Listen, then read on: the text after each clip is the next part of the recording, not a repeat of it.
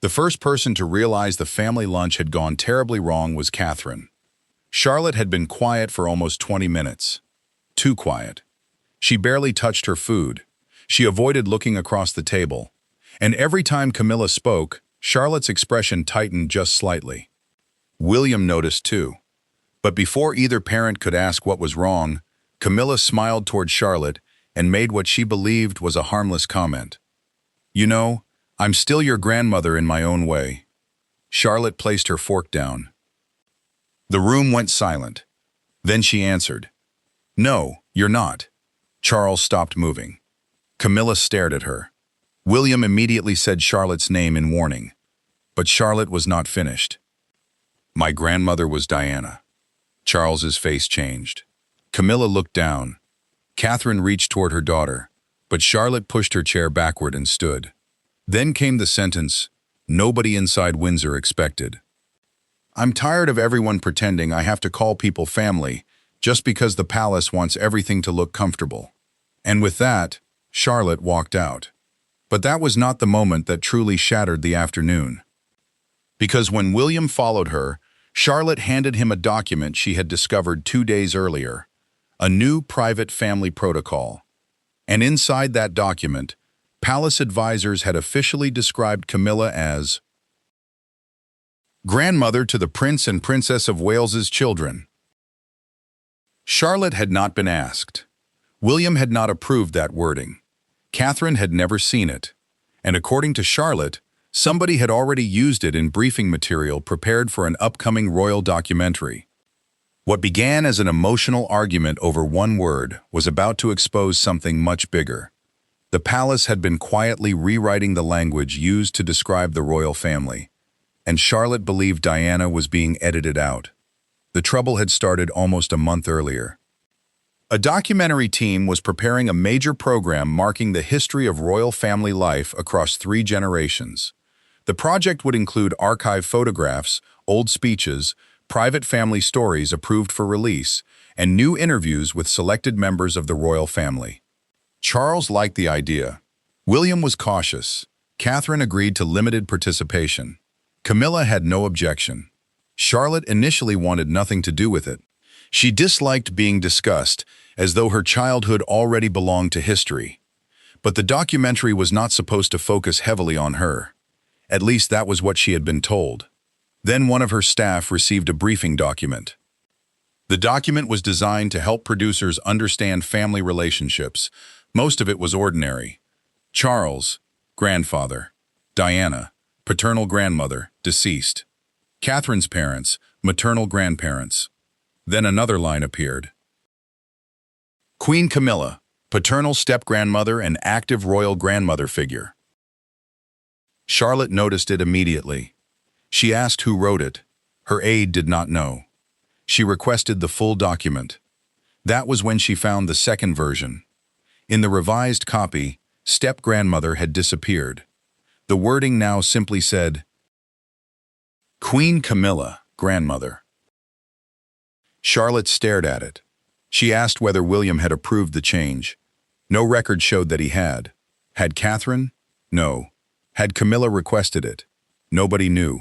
Charlotte became angry. Not because she hated Camilla. That distinction mattered. Her relationship with Camilla had never been simple, but it was not openly hostile. Camilla had been part of family events throughout Charlotte's childhood. Birthdays, Christmas gatherings, summer weekends, formal occasions, quiet lunches. She had given Charlotte books, remembered school milestones, sent handwritten notes. She had never demanded to be called Grandma. That was exactly why the document bothered Charlotte. If Camilla herself had never forced the word, why were palace advisors doing it? Charlotte asked her aide to find out. The answer made everything worse. The wording had come from the Family Presentation Working Group, a small communications team created to simplify how complicated royal relationships were explained publicly. The group believed words like step-grandmother, father's second wife, and grandfather's wife created unnecessary distance. Their recommendation was to use grandmother in informal family-focused material where possible. Charlotte read the explanation twice, then asked one question. Possible for whom? Nobody could answer. She immediately called Catherine. Catherine had not seen the wording. Charlotte sent it. Catherine called William. William became irritated but not alarmed. He assumed it was a communications error. He told Charlotte he would deal with it. Charlotte asked him not to brush it aside. William promised. Then another problem appeared. The same working group had drafted language describing Diana, not as Charlotte's grandmother, as the late Princess of Wales, grandmother through the Prince of Wales. Charlotte hated that wording even more. Camilla was being simplified into grandmother. Diana was being turned into a historical explanation. Charlotte saw symbolism in that. William initially did not. He told her nobody was erasing Diana. Charlotte asked why one woman needed no explanation while the other did. William paused. Catherine understood immediately. The problem was not necessarily malicious, but language shaped memory. If future palace material repeatedly called Camilla grandmother, while Diana became the late Princess of Wales, younger audiences could gradually understand one as family and the other as history. Charlotte refused to accept that. William promised the language would be changed. He contacted the communications office. The wording was removed from the documentary briefing. That should have ended everything. It did not. Because 2 days later, Charlotte discovered the family protocol. A wider document had already adopted similar terminology for internal use. This time, the line read, "The Queen should be treated as grandmother to the Wales children for family event protocol unless otherwise directed." Charlotte was furious. She asked what treated as grandmother meant. Seating, photographs, introductions, gifts, family descriptions. Nobody could explain exactly. Then she saw the approval list. Charles's office had approved the document. Not Charles personally, his household. Camilla's office had reviewed it too. William's office appeared on the distribution list. Charlotte assumed that meant her father knew. He did not. His deputy communications secretary had received it among dozens of routine protocol papers and raised no objection. Technically, William's household had allowed it through. Personally, William had never seen it. Charlotte felt betrayed anyway.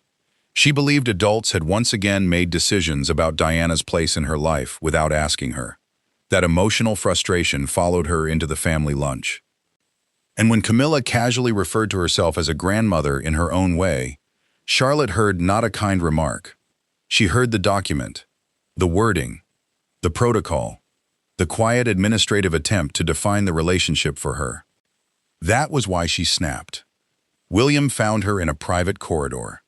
Charlotte was angry enough that tears had formed in her eyes, but she refused to let them fall.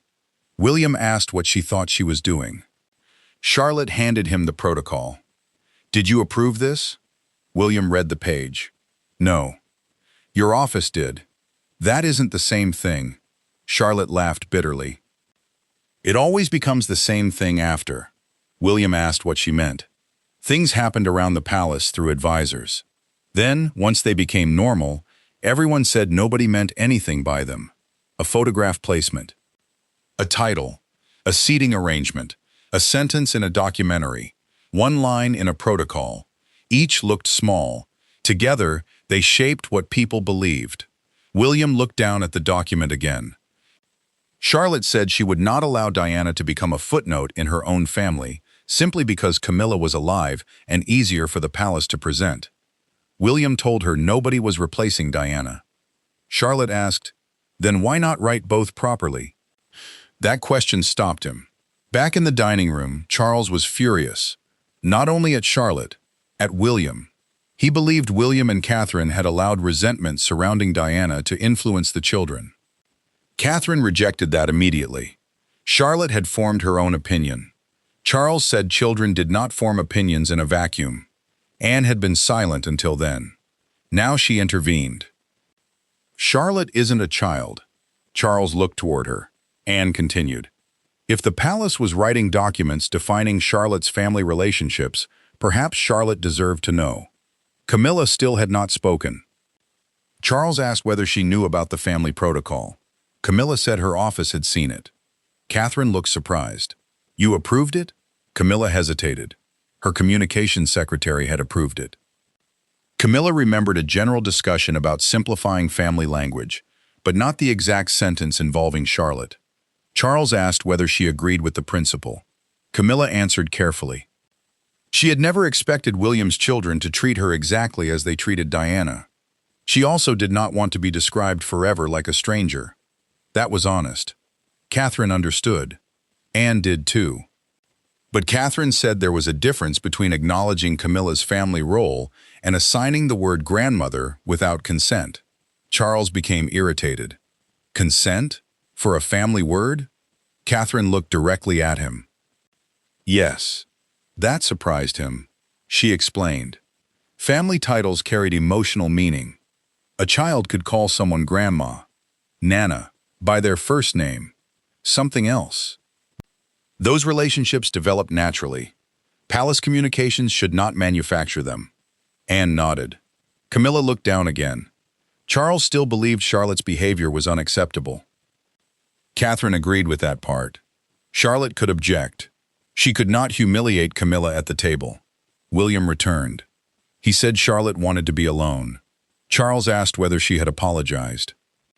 Number. Charles said she would. William agreed eventually, but not before they dealt with the document. Charles became angry again. William, this is not the time. William placed the protocol in front of him. It's exactly the time. Charles read it. His expression changed. He had not seen the exact wording either. The approval had gone through staff. That fact suddenly weakened his position. William asked who created the policy. Charles said he did not know. Anne said they should find out before turning a family argument into a generational war. The working group was called. Its chair, a senior communications advisor named Eleanor Price, arrived later that afternoon. She expected a routine clarification. Instead, she found Charles, William, Catherine, Anne, and Camilla waiting. Price explained the goal. The monarchy's modern family structure was complicated. Audiences became confused by repeated technical descriptions. Step-grandmother sounded cold. Grandfather's wife sounded hostile. The group wanted warmer, simpler language. William asked why Diana was described more formally. Price said because Diana was deceased. Charlotte's living relationship with Camilla was ongoing. Catherine asked whether anybody considered what that difference would imply emotionally. Price admitted they focused on clarity. Anne asked whether Charlotte had been consulted. No. Had George? Number? Louis? No. Had William or Catherine personally approved it? No. Price became uncomfortable. The document was meant for internal guidance, not to dictate private relationships. William pointed toward the sentence. It literally instructed staff to treat Camilla as grandmother. Price acknowledged the language was too strong. Camilla finally spoke. Remove it. Everyone looked toward her. Price asked whether she meant the sentence. All of it. Camilla did not want any palace document defining what William's children had to call her.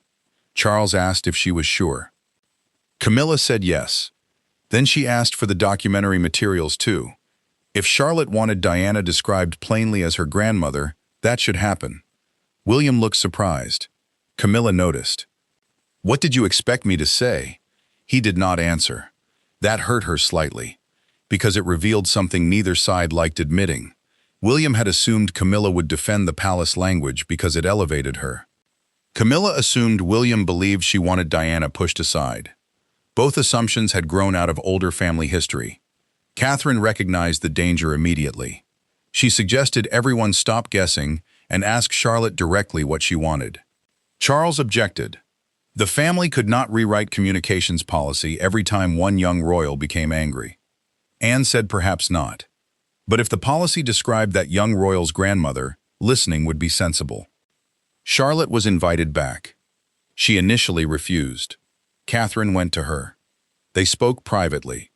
Catherine told her that being angry did not excuse humiliating Camilla. Charlotte said she knew. Catherine asked whether she regretted what she said. Charlotte hesitated. She did not regret saying Camilla was not her grandmother. She regretted saying it cruelly. That distinction mattered. Catherine told her to explain that. Charlotte returned to the room. Charles looked stern. William looked exhausted. Anne looked almost relieved. Everyone was finally in the same place.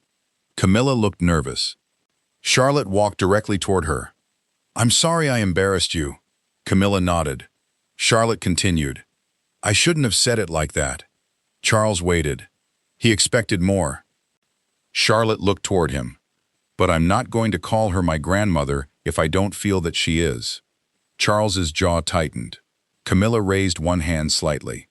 "Let her finish," Charlotte explained. Diana was her grandmother. She had never met her. That absence was already complicated. She knew Diana only through stories, photographs, letters, recordings, and the way William sometimes changed when speaking about her. Charlotte did not want the fact that she never met Diana to make the relationship less real. Camilla had been present in Charlotte's life. She respected that. Sometimes she cared about Camilla deeply. But the relationship was different. She did not want the palace deciding different meant inferior. Camilla listened, then asked, "What would you call me?" Charlotte almost laughed. "Camilla." Charles looked horrified. Anne looked amused. Camilla actually smiled. Fair enough. That reaction broke the tension for several seconds. Then Camilla said something that surprised Charlotte. She had never wanted Diana removed from the grandchildren's story. She knew what Diana meant to William and Harry. She knew the grandchildren would inherit that connection. But she admitted something difficult. Sometimes she felt insecure about always being described as outside the family. Charles's wife, second wife, step-grandmother, the woman who came later. After years inside the family, those descriptions could still make her feel temporary. Charlotte understood, but she answered honestly too. Calling Camilla grandmother just to make Camilla feel secure would make Charlotte feel as though she was changing Diana's place to protect an adult's emotions. Camilla nodded slowly. "That's fair." Charles looked toward her. He seemed frustrated that she was accepting the argument so easily. Camilla told him this was between her and Charlotte. That sentence mattered. For once, Charles did not need to defend her. William did not need to defend Diana. The two people directly involved could define the relationship themselves. Anne strongly approved. She suggested the palace adopt a revolutionary new protocol. Charles asked what? Stop telling families what to call one another. Even William laughed. But the crisis was not finished. The documentary team had already recorded narration using the simplified wording. In one section, the narrator described Charlotte as growing up between the influence of grandmother Queen Camilla and the memory of Diana. Charlotte hated it. Not because Camilla was mentioned, because the sentence turned Diana into a memory while Camilla became the active grandmother. William agreed. The documentary producers defended the language. It described reality. Camilla was alive. Diana was not. Charlotte asked for a different sentence. She wanted both women described accurately without ranking them. The producers asked what wording she preferred. Charlotte suggested something simple. Diana was her paternal grandmother. Camilla was her grandfather's wife and an important member of her living family. Charles disliked how distant that sounded. Camilla did not. She thought it was accurate. Catherine proposed something warmer. Charlotte grew up knowing her late grandmother Diana through family memory while also sharing family life with Queen Camilla. Charlotte liked that better. Camilla did too. Charles eventually accepted. The documentary changed the narration. Then another problem appeared. Old palace photo captions had used inconsistent language for years. Some described Camilla as step-grandmother. Others said grandmother. Others avoided the relationship completely. Charlotte asked whether all old records would be rewritten. Anne immediately said no.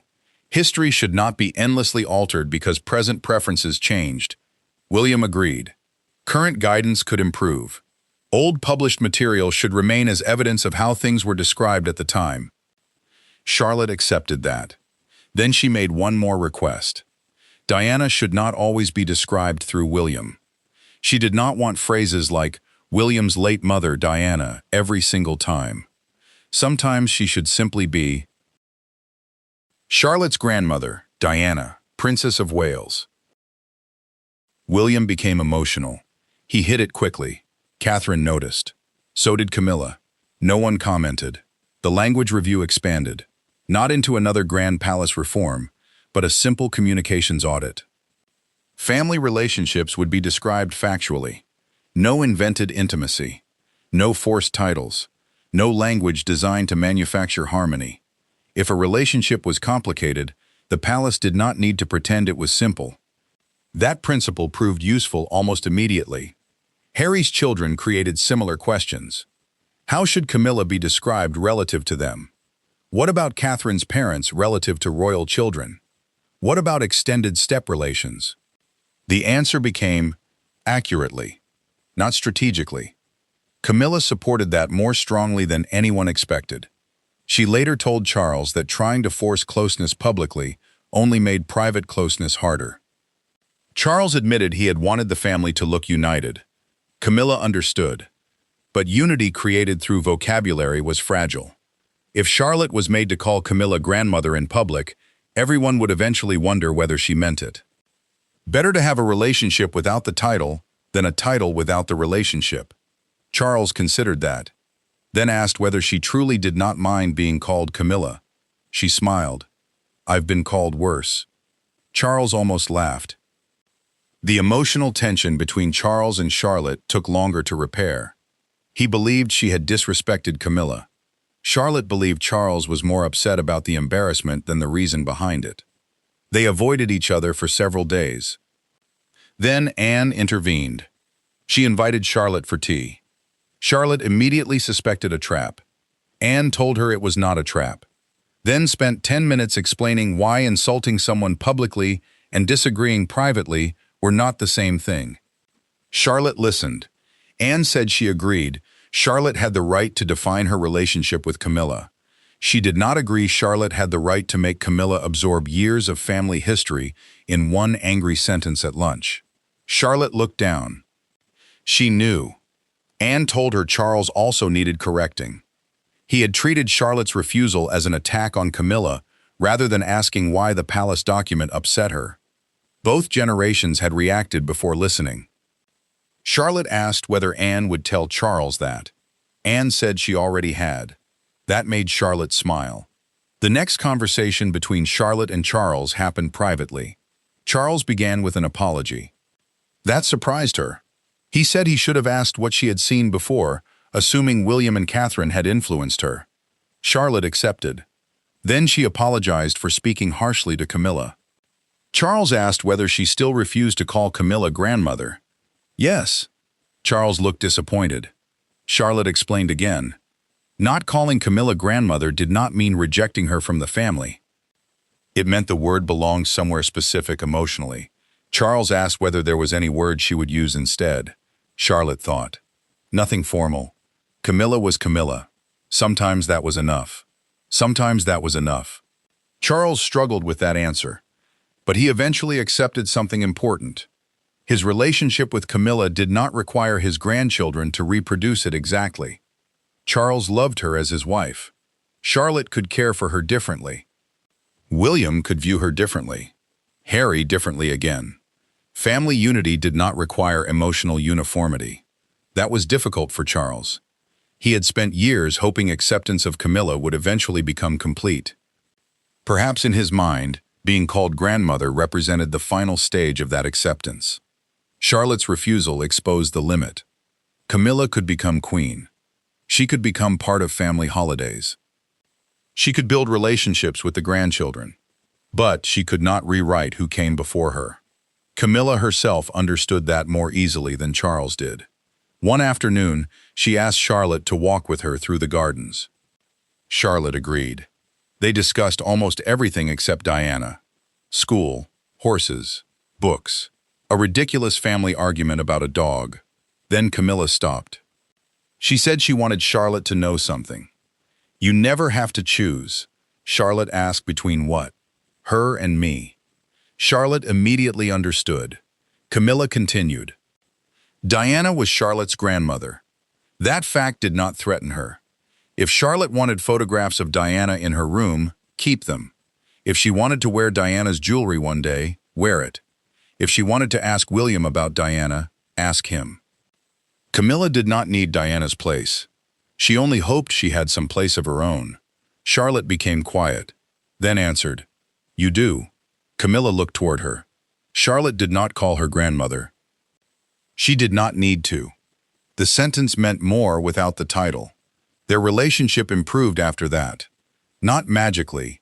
Charlotte still disliked some palace attempts to present the family as perfectly blended. Camilla still occasionally felt excluded when older family memories centered entirely on Diana. Those emotions did not vanish, but they stopped pretending one title could solve them. Then the documentary aired.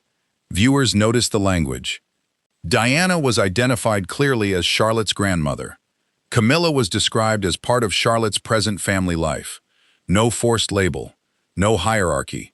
One scene included an old photograph of William with Diana. Another showed a modern family gathering where Camilla appeared beside Charles and the Wales family. Nobody was erased.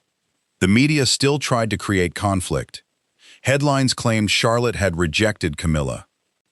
Others said the palace had been forced to restore Diana after a family revolt. Some claimed Camilla was devastated. Others insisted William encouraged Charlotte. Inside this dramatized palace story, the truth was less simple. Charlotte had rejected a label, not a human being. That distinction became everything. William publicly said nothing. Catherine said nothing. Camilla said nothing. Charles eventually stopped trying to correct every interpretation. Anne believed that was progress. Then, a reporter shouted a question at Charlotte during a later appearance. Do you consider Queen Camilla your grandmother? Charlotte kept walking. She did not answer. That silence created another round of speculation. Camilla saw the clip. She laughed. Charles asked why. Because if Charlotte answered yes, people would say she had been pressured. If she answered no, people would say she hated Camilla. Silence was probably the smartest option. Anne agreed. Catherine certainly did. Months later, something happened privately that mattered more than any interview. Camilla became ill enough to cancel a family weekend.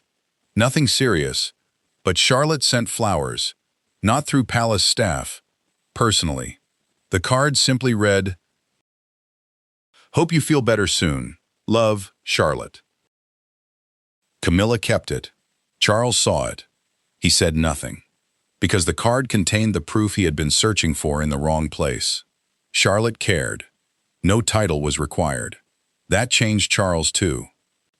He stopped asking whether the grandchildren called Camilla grandmother. He started paying attention to how they treated her. Did they include her? Did they speak kindly? Did they visit? Did they remember birthdays? Did they ask how she was doing? Those actions answered the deeper question better than terminology. The family protocol was eventually rewritten.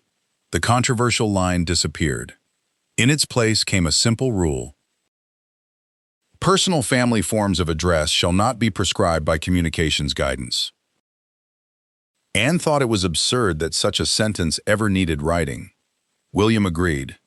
Catherine said palace life had a talent for turning obvious things into policy. Camilla laughed. Charlotte asked whether she could frame it. Charles told her not to push her luck. Even he smiled. The crisis also changed how Diana was discussed around the younger generation. William became more willing to tell stories. Not dramatic stories. Ordinary ones. Things Diana found funny. Places she liked. Moments when she embarrassed him. Small memories that made her feel like a person rather than an icon. Charlotte preferred those. She had grown up surrounded by public mythology. The famous photographs. The speeches. The global image. But being someone's granddaughter required something more human. William understood. Harry later contributed memories too. Not through the documentary. Privately. That mattered. Diana gradually became less abstract to Charlotte. And because that connection became more secure, Camilla felt less threatening. The stronger Charlotte understood where Diana belonged, the less she worried someone else could take the place. That may have been the most important change. Camilla sensed it too. She no longer felt she had to compete with a woman who had died before Charlotte was born. There was no competition. Diana occupied one relationship. Camilla occupied another. Charles eventually admitted he had wanted the family to arrive at a cleaner answer. He wanted the grandchildren to accept Camilla completely, perhaps even call her grandmother naturally. Life did not give him that exact version. It gave him something more complicated. Charlotte would not call Camilla her grandmother, but she would send flowers, walk with her, laugh with her, sit beside her at family events, ask her advice, sometimes disagree with her, sometimes defend her. That was real. Charles decided real was better than perfect. The headline would still sound explosive. Princess Charlotte goes nuts, refuses to accept Camilla as her grandmother. And yes, inside this palace drama, Charlotte had exploded. She had refused the word. She had walked out. She had challenged the palace. But the real reason was not hatred. It was fear of losing control over her own family history. A communications group had tried simplifying relationships for public presentation. Instead, it accidentally touched one of the most sensitive questions inside the modern royal family. Who gets to decide what someone means to you? The palace believed language could make the family easier to explain. Charlotte believed some relationships were supposed to remain difficult to explain. She was right about that. Diana could be her grandmother even though Charlotte never met her. Camilla could be important to Charlotte even if she was not her grandmother. Charles could love both truths. William did not need to choose which woman deserved greater family legitimacy. Catherine did not need to force harmony. Anne did not need a 30-page protocol. And Camilla did not need one particular word to prove she belonged.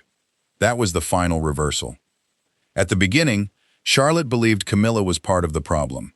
By the end, Camilla became one of the strongest people defending Charlotte's right to choose the relationship for herself. During one final conversation, Charlotte asked whether the original lunch had hurt her. Camilla answered honestly. Yes. Charlotte apologized again. Camilla accepted. Then Charlotte asked if she wished things were different. Camilla thought for a moment. Sometimes.